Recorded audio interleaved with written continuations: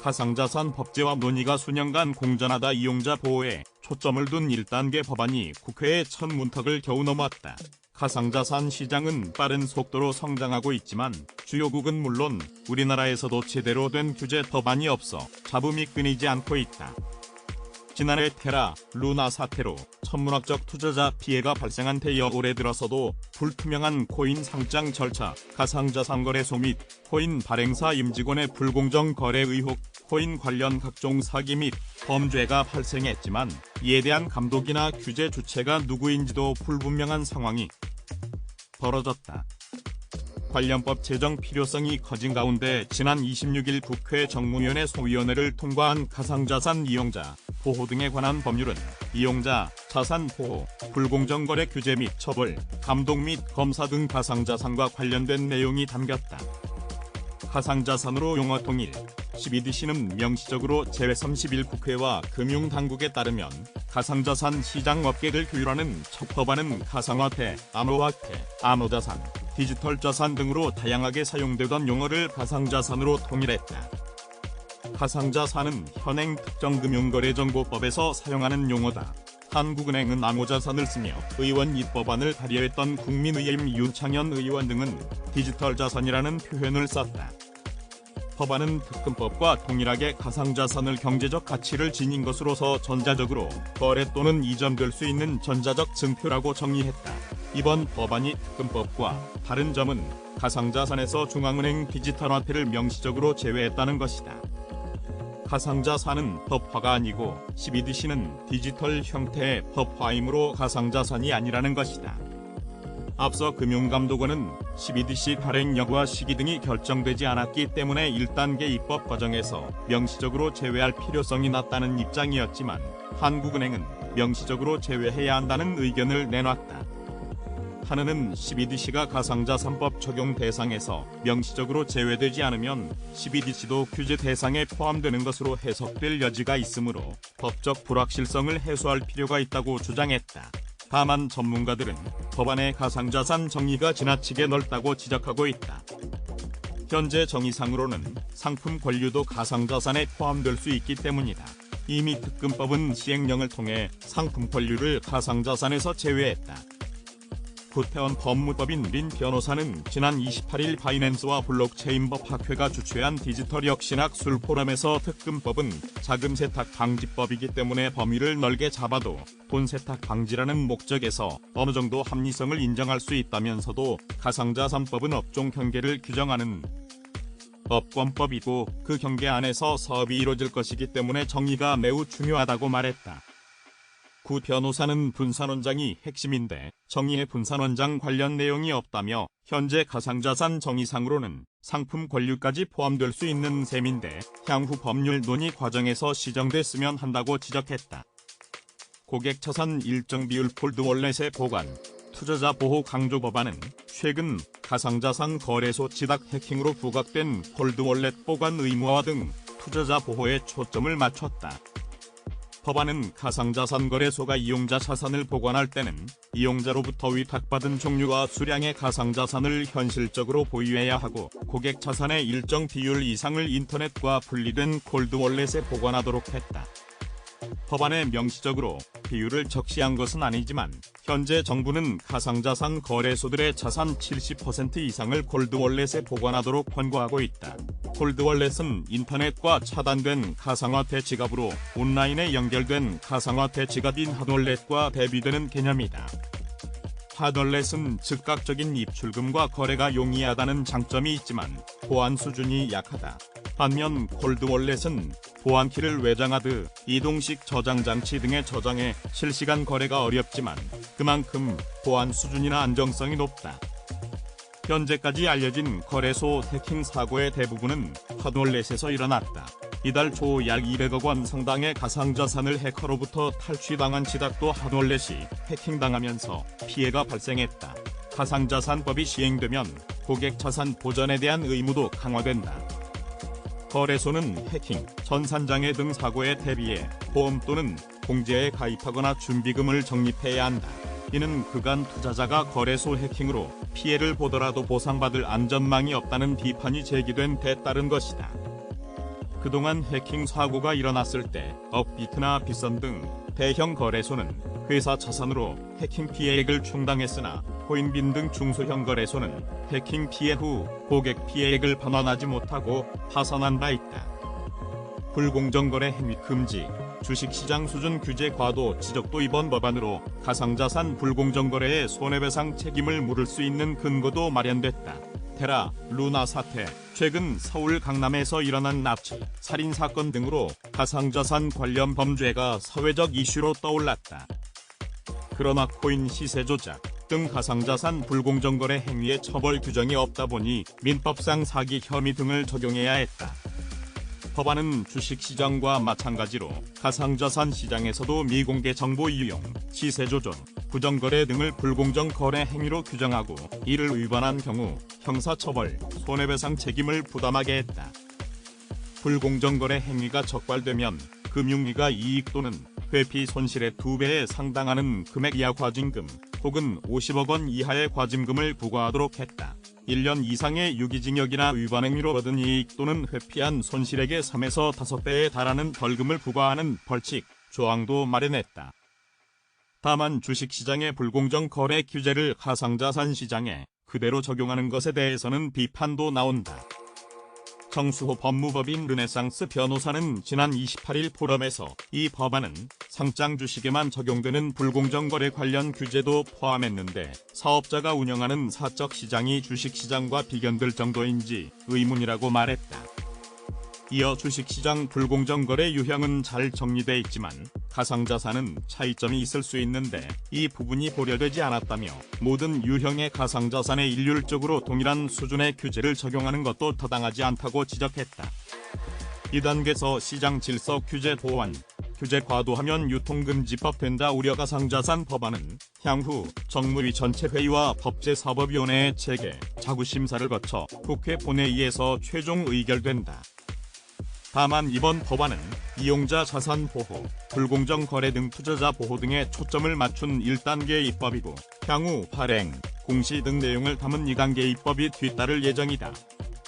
정무위가 가상자산 법안을 2단계로 나눠 입법하는 이유는 일단 큰 이견이 없는 투자자 보호를 위한 필수사항을 중심으로 이용자 보호 규제를 도입하고 국제기준이 가시화하면 가상자산 발행, 공시 등 시장 질서 규제를 보완하기 위해서다.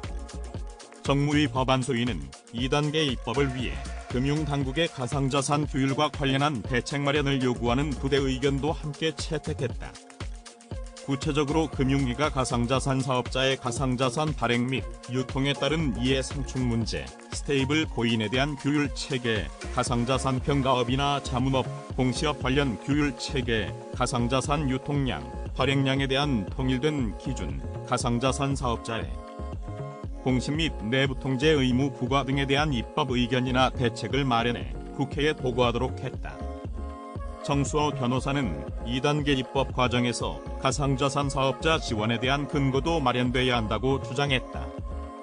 정 변호사는 가상자산 사업자들이 불공정거래 행위 적발 최전선에 있게 됐는데 잘 해낼 수 있을지 우려가 크다며 지금까지는 금융당국이 불공정거래 적발 업무를 사실상 독점해 왔는데 이제부터는 사업자들에게 명확한 가이드라인을 제시해야 할 것이라고 밝혔다.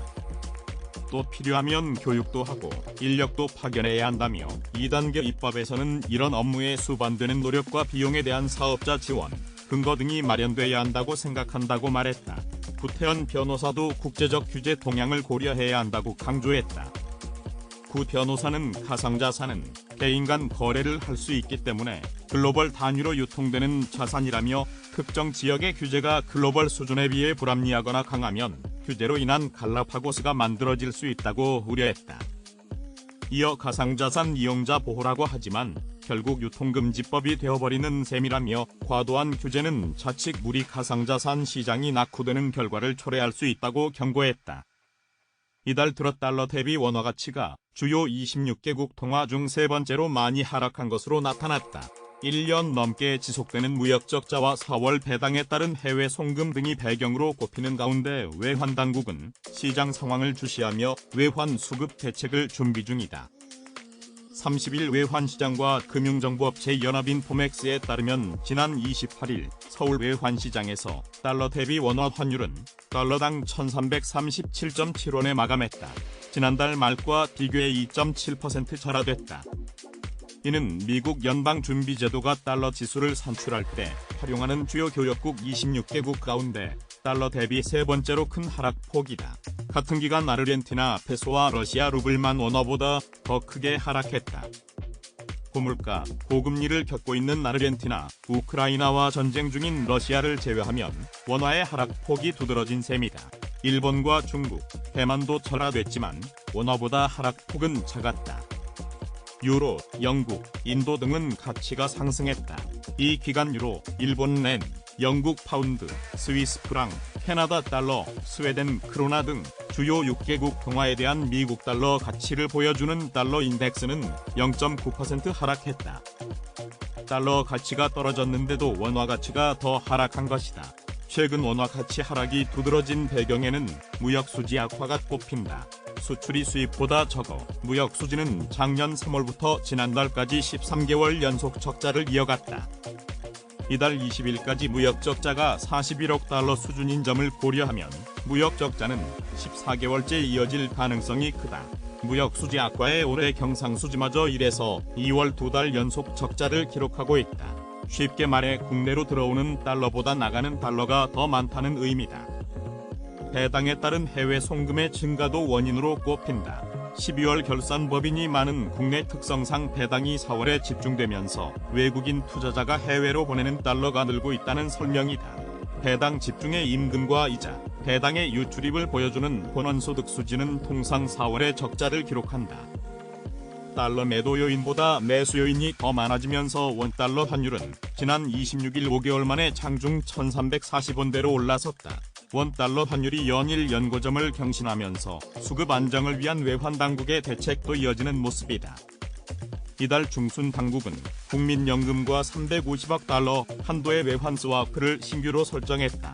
달러 매수의 큰 손인 국민연금의 달러 수요를 스와프 형식으로 흡수해 시장의 변동성 확대를 막자는 의도다. 국민연금은 거래 금융기관에 정부를 추가해 정부와 직접 외환 스와프 거래를 할 수 있는 길도 터놓은 상황이다. 이에 더해 주요 수급 주체 등에 대응한 대책이 나올 가능성도 거론된다. 지난해 정부는 조선사의 선물환 매도를 돕는 정책 등을 내놓은 바 있다. 외환당국 관계자는 시장 상황을 지켜보고 있다고 말했다. 최근 미국 뉴욕 증시를 움직인 주된 동력은 다시 높아지는 경기 침체 우려도 은행 위기 재발 공포도 아니다. 빅테크들이 내놓은 기대 이상의 1분기 실적이 불안한 거시경제 전망 속에서도 조금이나마 증시를 위로 밀어올린 힘으로 평가된다. 경제 성장 속도가 예상보다 더 느려지고 있다는 공식 지표와 퍼스트 리퍼블릭 은행의 위기가 다시 불거진 지난 한 주간 기술주 중심의 나스닥 지수는 1.3% 상승, 다우존스 30 산업평균지수와 S&P 500 지수의 오름폭을 넘었다.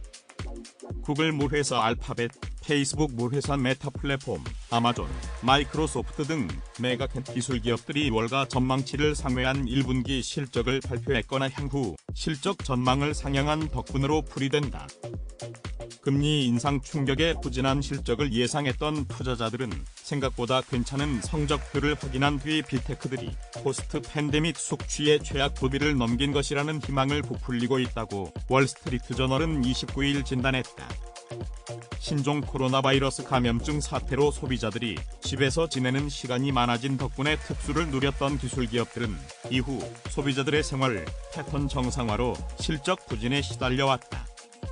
그러다 최근 들어 디지털 광고 시장이 안정화하고 랩톱 컴퓨터 구매가 회복 조짐을 보인 덕분에 빅테크 기업들은 지난 분기 예상보다 훌륭한 실적을 내놓을 수 있었다. 다우존스 마켓 데이터와 팩트셋에 따르면 지난주 실적을 공개한 빅테크주들의 합산 시가총액은 발표 후 3,200억 달러 불어난 것으로 집계됐다. 하지만 이러한 최근 실적은 단지 전망치보다 나았을 뿐이지 예년만큼은 아니라는 것이 중론이다. 예를 들어 이들 기업이 핵심 사업으로 여기는 클라우드 컴퓨팅의 매출 증가율을 보면 MS가 27%, 아마존이 16%로 각 기업 역사상 최저치를 찍었다. 구글만 클라우드 사업에서 첫 영업이익을 내며 소기의 성과를 이뤘을 뿐이다. 스코샤뱅크의 소프트웨어 수석 애널리스트인 패트릭 콜빌은 WSJ에 두려워했던 것보단 낫지만 우리는 아직 숲을 다 빠져나오지 못했다고 생각한다고 말했다.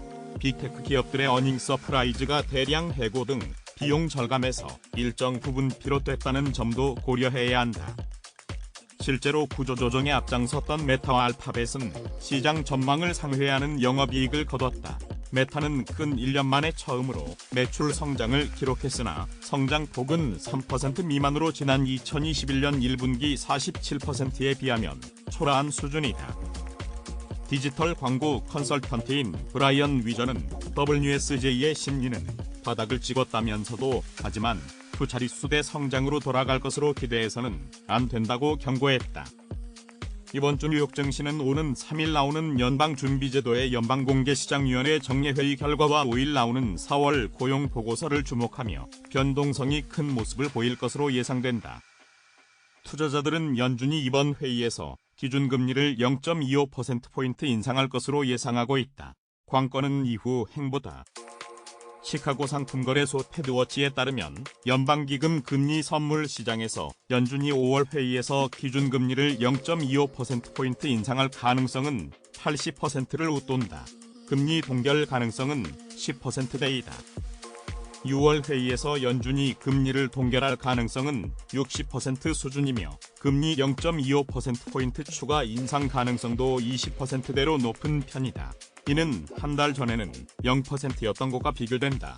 문제는 인플레이션이 예상만큼 빠르게 떨어지지 않고 있다는 점이다. 미국의 3월 소비자 물가지수 상승률은 5.0%이며 근원 CPI도 5.6% 수준이다. 연준이 선호하는 3월 근원 개인 소비지출 가격지수도 전년 대비 상승률은 4.6%로 연준의 목표치인 2%의 2배를 넘는다. 에너지와 식료품을 포함한 PCE 가격지수 상승률도 4.2% 수준이다. 물가 지표 발표 후 올해 금리 인하 가능성은 물 건너갔다는 회의론도 강해졌지만 시장은 여전히 연내 금리 인하 가능성을 가격에 반영하고 있다. 관건은 연준이 이번 성명에서 6월 회의에서 금리 인상을 중단할지에 대한 신호를 줄지 여부다. 만약 그러한 신호가 나온다면 시장은 이를 호재로 받아들일 가능성이 크다. 반대로 연준이 아직도 더 해야 할 일이 있다고 언급한다면 연준의 피벗은 더 멀어지게 되고 시장은 이를 악재로 받아들일 수 있다. S&P 500 지수는 지난 28일 4169.48로 마감하며 2월 기록한 고점에 바짝 다가섰다. 이를 넘어설지는 결국 연준의 피벗에 달렸다는 게 전문가들의 의견이다. 뱅크 오브 아메리카는 S&P 500 지수가 4200을 넘어서면 매도에 나설 것을 권고했다. 주가가 아직 기업들의 실적 둔화를 제대로 반영하고 있지 않다는 것이다. 또한 금융시장은 기준금리가 고점에서 210bp 떨어질 것을 선반영하고 있지만 이는 과도한 기대라는 것이다. 전문가들 사이에서도 6월에 금리가 동결될지 아니면 0.25%포인트 추가 인상될지는 여전히 지표에 달렸다고 입을 모은다. 그만큼 불확실성이 크다는 이유에서다. 최근 퍼스트 리퍼블릭 은행발 불안도 시장이 주목하는 이슈다. 퍼스트 리퍼블릭 은행은 앞서 무너진 제2의 실리콘밸리 은행으로 지목되며 대규모 뱅크런에 시달렸다. 실제 1분기에 대규모 예금 인출이 확인되면서 주가는 큰 폭으로 하락했다. 퍼스트 리퍼블릭 은행의 자산을 인수하는 또 다른 은행이 나오지 않거나 별다른 해법을 찾지 못할 경우 미 연방예금보험공사가 개입해 은행을 폐쇄하고 파산관제인으로 나설 수 있다는 전망이 강화되면서 주가는 또다시 폭락했다.